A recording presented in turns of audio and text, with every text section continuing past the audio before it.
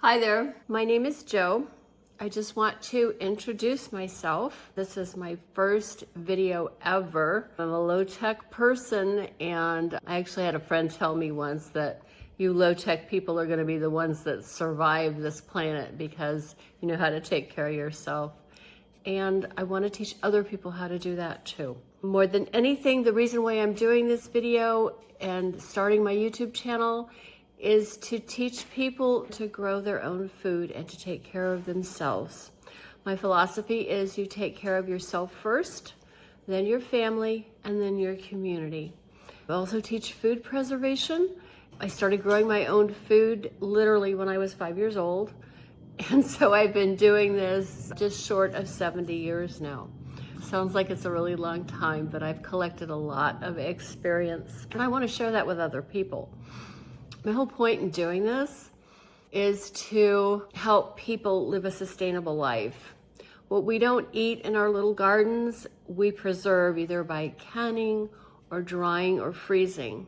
And then we eat that good food all year. It's about knowing your food's history. You take that one little seed from whatever source that is. You put it in the ground. You know that soil. You know how much water you put on it. You know if you had to take care of pests and what you used to treat that. Then you tie in the weather conditions and you eventually harvest that beautiful food. And then that same little plant that grew from a seed will produce more seeds and transfer all that genetic information, assuming it's an heirloom seed. It's a pretty miraculous thing when you think about it. And if I can encourage somebody to grow their own tomato plant, plant their own herb garden, and I don't care where you live, whether it's in an apartment or whether you're living in the country or the city, everybody can do this. And with RFK Jr. on the front right now, he's finally making people aware of what is in our food supply. A lot of us don't read our labels. Sometimes when we read our labels, we still don't know what's in our food. And we've gotten complacent. We just figure, okay, they're gonna give us food that's good and we trust what they're giving us, but that hasn't always been the case. So if anything, I want you to start by reading labels, getting to know what's in your food, and look for the least processed food. But I'm not bad-mouthing fast food places. There's a place for them, but I don't want you eating there every single day. I come from a background of health and nutrition. I'm a degreed dietitian, and later I became a registered nurse, and after that I became an EMT. So health and safety are really important to me, and I want it to be important to you too. I want you to have that independence to know you're doing the right thing for yourself. So that's why I'm doing all this. We need to know our food's history and know where it came from and know how long it took to get from that plant to our table and how you prepared it. I divide my time between the Midwest and the Southwest. We have an urban farm in the Southwest and a rural country farm in the Midwest. They're both working farms. They both produce food for us. And the big farm in Wisconsin is leased to a dairy farmer. So it's really fun participating in the cycle of the seasons. When they're planting, when they're harvesting, anything that comes up in between, we're all a big part of that. And my garden in Wisconsin, it's huge. And it has a whole different set of issues to deal with there as opposed to the Southwest. Southwest, we're dealing with very little water to put on our plants. How do we do that? How do we keep them surviving in the heat? And in the Midwest, it's, is it gonna snow in May when we're trying to plant? All kinds of bugs that you can't even imagine. Raccoons that wanna pull out all your plants on any given day. So it's interesting for me. It's very diverse, and I get to learn as I go along as well. I'm not gonna sugarcoat anything. The garden doesn't always look pretty and pristine. Sometimes it gets ugly. And I could say that here in the Southwest, I'm going through one of my ugly phases right now with the garden. We're getting ready to end our winter garden because we do grow in the winter here. And I won't be starting a spring garden here. I will be starting a spring garden in Wisconsin shortly. So Everything's kind of a little scruffy looking, but that's okay. It's still providing me with food. I have got a lime, a couple tangerine trees, a navel orange, something that's a cross between a pomelo and a grapefruit, and a lemon tree. And so I'm in the process of harvesting all those right now. And I'll share with you a little bit about those trees, what we do with the fruit, how we preserve it, and then also tell you why we've chosen that particular variety for our area. Of course, you can't grow citrus in Wisconsin, but you can grow mulberries and apples and sour cherry trees and blueberries. So it's a really wonderful life that I live with my gardens and my farms. And it's so grounding that your life follows the seasons. You eat what's growing, and that's what nourishes your body the best. So just for fun, I'm gonna get into my refrigerator and see what I have in there that is actually my own doing, what I've preserved or produced. I rarely have a time when I'm not experimenting with food. Some of that is because of my background in dietetics. I love experimenting with the science of food. And so I'll show you some of the things that I have going here. So give me a minute. Like I say, I'm a low-tech person. I am just getting to a point where I know how to operate this equipment. So be patient with me, that's all I ask. Okay, that took a couple of tries, but here I am.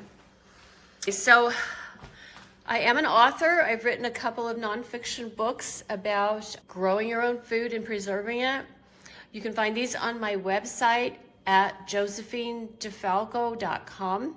These are just beginner books, okay? These are to get you thinking along the lines of what can you produce in your own area. So take a look at those if you want. They are both being updated right now. So if you're not in a big hurry, you can hold off until the spring and we're gonna get new issues out. I also write historical fiction.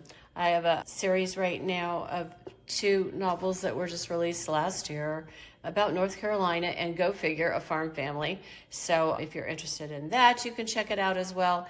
And The Nightbird Song is a story about mining in Bisbee, Arizona, and how the settlers struggled to make it here. That was my first novel, and I'm really proud of that one because it's amazing how those people came out here in the middle of nowhere to start a whole new life and help me get here. So let's just look at some of the stuff that I pulled out of my pantry and my refrigerator today. And I've grown all this stuff, or I've made all this stuff. So first of all, here's my squash that I grew last year, and it is a butternut. And then over here I have table ace variety. It's just an acorn squash. Those were grown last fall, and we're still eating them. They are super good keepers, so they go back and forth with us when I harvest that. Here's an interesting one. This is my wheat. We grew that in our own fields in Wisconsin. I've got a little bit of fish in there that I had from a leftover dinner. And folks, I actually caught the fish too. So I know what lake it came out of and what kind of fish it was and how I humanely harvested it. So I just want you to know that I try to extend this to every part of my life.